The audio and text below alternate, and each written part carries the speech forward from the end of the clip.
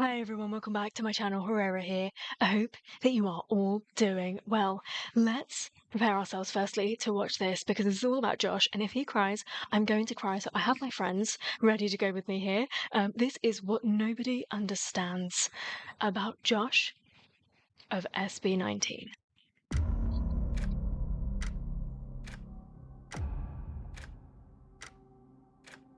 Mukha lang akong hindi legit pero dati dumadayo talaga ako ng Dota.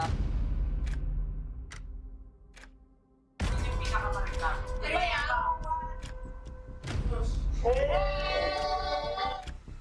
Sabi nga nila, unique yung voice ko. Hindi na lang sinabing pangit.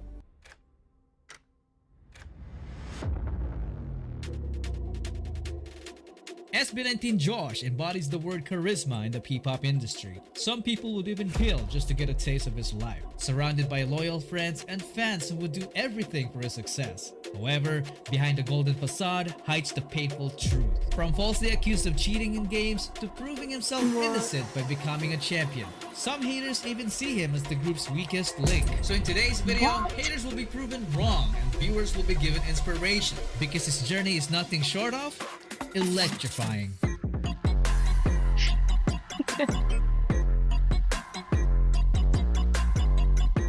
He is a killer visual, isn't he? I said it before, I just want to pin him up on my wall.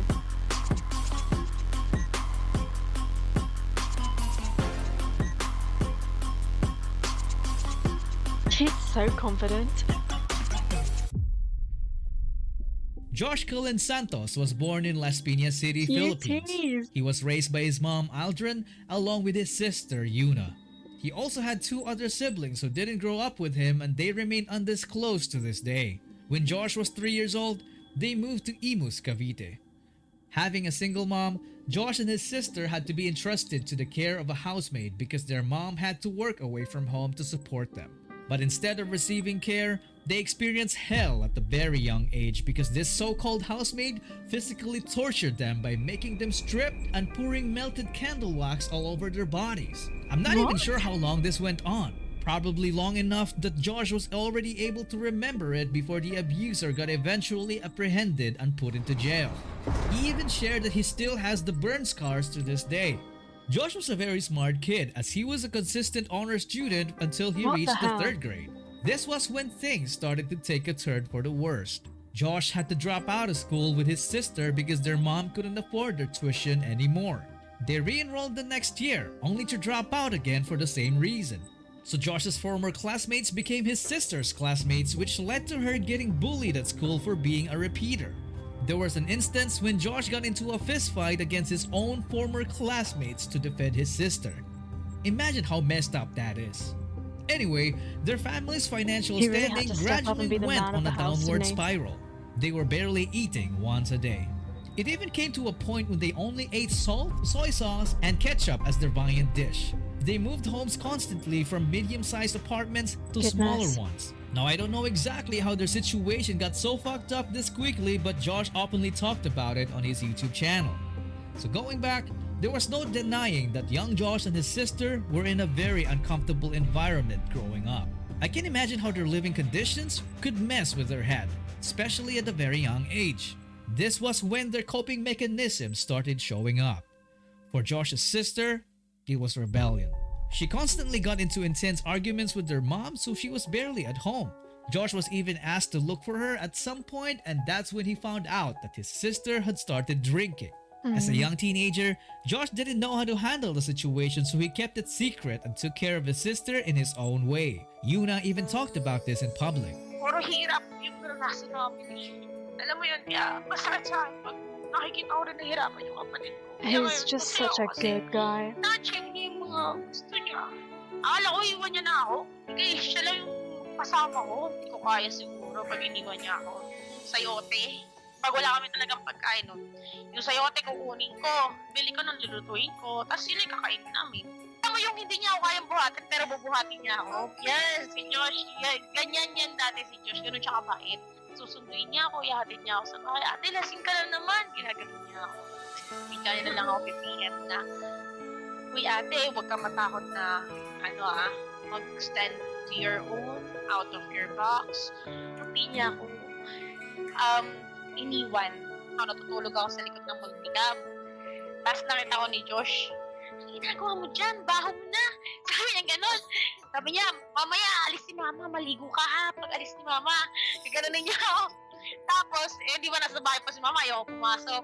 Nadala niya ako pagkain doon. Nalikod ako sa pick-up. This only showcased that Josh already had a good heart from the start. He had a good heart and he was aware where he needed to step in to make a change in somebody's life, and he felt a sense of responsibility as well. I think that you can choose your friends, you can't choose your family. And I think a little part of you will always want to hang on to them. And I can't believe he had to grow up really quickly, didn't he? And if you think they already went through the worst, it only gets even worse. Josh got diagnosed with stage 3 dengue. And it was so crazy because they only found out about it when Josh started puking blood. So he immediately got hospitalized, which meant draining their finances even more. The good thing about it was that they had a relative in the US who lent them some financial assistance. He gradually got better and got out of the hospital. They were fine for a while until their family's loans started piling up and there was nowhere else to borrow money from. They hit rock bottom to the point that they were forcefully evicted from their rented home, and I don't mean just receiving an eviction letter, but actually having a squad of authorities haul their belongings off the property. Josh saw this moment as his wake-up call. He was so fed up with the situation, so he decided to take matters into his own hands by leaving his family to become independent. He started working as an internet cafe attendant while crashing into his friend's house and didn't even mind sleeping on the floor.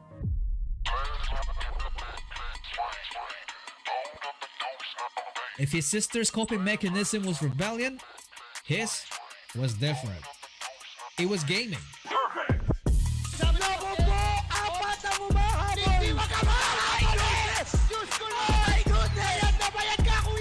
He fell in love with highly competitive games such as Dota, Dance Dance Revolution, Call of Duty, and more. Do you remember the old stereotype when this look is considered as an okay player while this one is the epitome of someone who could give you a run for your money? Well, Josh was exactly that.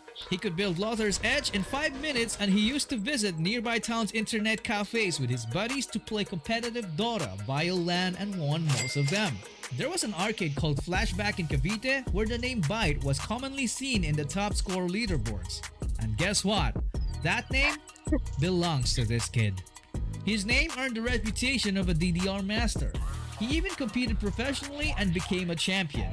He got so good at video games that when he started playing Call of Duty, most of his opponents mass reported him because they thought he was cheating.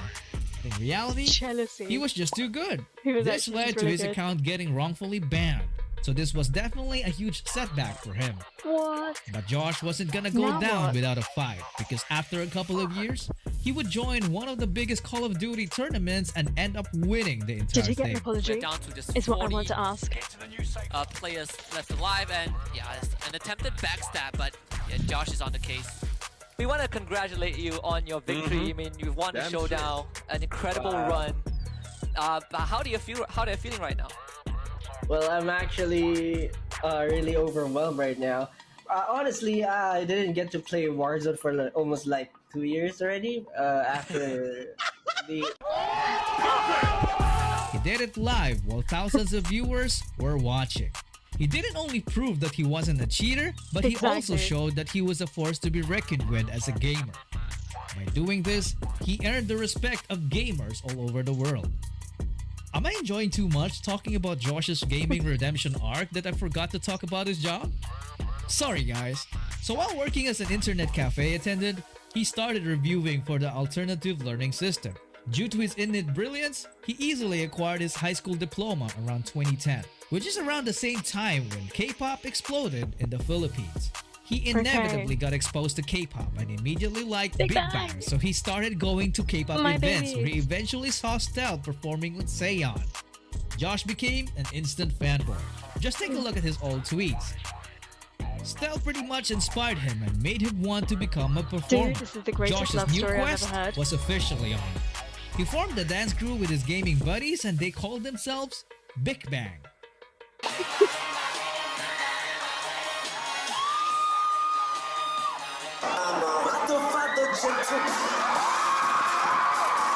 Look at him. He's got an added charm, hasn't he?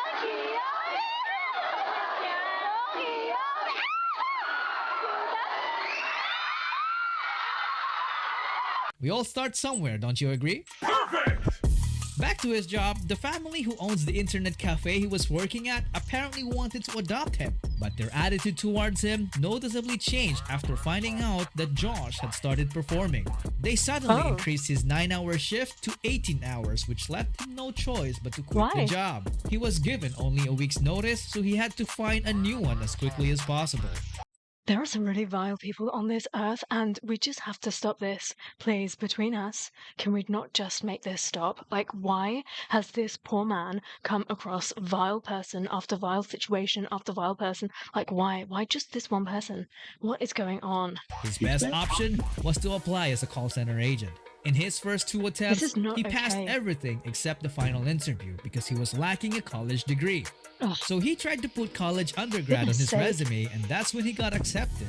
He finally found a stable job that allowed him to pursue his dreams. He continued performing, which led to him crossing paths with amazing performers such as C13 of SNJ, getting mentored by Stel with Seon, competing against Ken's Amigos, and then becoming a mentor himself to Justin with Zero to Hero. It's so amazing how he quickly evolved as a powerhouse performer even before the whole training thing with Show BT. It's surprising to me that he didn't end up being the leader of SB19. Now, when I get to Pablo's, I'll understand a little bit more as to why he was chosen to be the leader. But I can see exactly why Pablo's a fantastic leader, especially with all of his behind-the-scenes stuff in like creating the music and having that driving force. But I think actually Josh would have been a good leader too. In fact, he would become one of the biggest reasons why SB19 came to be because he was the one who recruited Ken and Justin.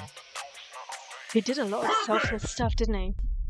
During their rise in popularity, Josh started hearing about his long-lost father. Opo, never po. Recently po parang may nagpakilala po sa akin na kapatid po ng father ko. Kaso daw po, wala na daw sa katinoang isip. So, nagpo na lang po. Don't cry.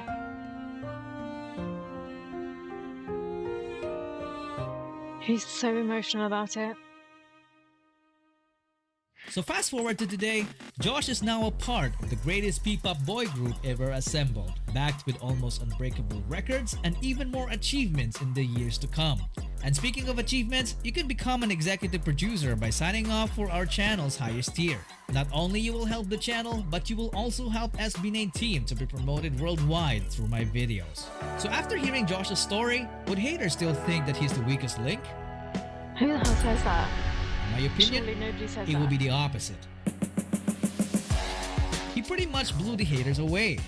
Everything that he went through taught him exceptional skills that gave him an unfair advantage in his chosen field. And he doesn't even brag about it. Just take a look at this one. Want more of this? Here you go. Whoa. Contemporary? Check. Hip-hop? Check. Girly? Check. You can put a check as well on the musical instruments like the keyboard and the guitar. Even choreography. And talking about checks, how about fat checks? Because the dude is an investor and practices stock trading. It is even rumored that he's one of the richest SB19 members and makes the biggest business decisions for them. He gained the respect of his co-members because he's a survivor. He used his experience to keep the people around him involved, not just within his group, but also everyone in the music industry. He could easily become a life coach if he wanted to. Oh, please. Josh is simply the perfect example of talent and hard work. Which brings us to the lesson of his story. Attitude. In his tale, we learn that no matter how broken your life becomes, everything will be fine as long as you don't break yourself. By not giving up, he slowly acquired different tools that would eventually allow him to fulfill his destiny. He believed that the best way to predict the future was to create it. So he kept learning and started surrounding himself with the best people available. He proved to us that failure only wins if we give it permission. And dreams do come true. It's just a matter of decision. I love this. I have so much respect for Josh. I did already. You can just see that he has got this fire that no matter what, he's gonna make it, right? He's got that oomph factor, that X factor in him. And the weakest link, I'm sorry, but which group are people listening to? What group are they watching? Because he is definitely not a weak link in this group. He is so strong, and actually I think he helps in keeping the group strong as well. He's definitely like a driving force behind them. He could, I mean, I can imagine him being like a sub leader. He definitely supports, and I really, really just, I think that he is an idol in every sense of the word, not only like in terms of performing, but also with his attitude, and somebody that young people can aspire to be like and look up to. What a fantastic young man. I mean, what a great attitude he's got. I think the fact that he just kept learning, and what I'm learning about SB19 is that they all have all of this extra stuff that's happened in their life that they've learned. So they didn't necessarily become trainees at the age of 16 and then just lived in this protected world of trainee. They've actually lived real lives and struggled. And then they found SB19, and all of those struggles and all of that learning, they've brought that to what the group is. So actually they have a real broad range of knowledge, experience, and approach to stuff. And that is another flavor that a lot of groups don't have. I just can't believe that he's been through so much, and it makes sense though, because he's got this beautiful, pure smile on his face, but he's got really sad eyes. It makes sense. Thank you so much for watching this with me. I hope that you had fun, and until I see you next time, take care. Stay safe. Bye.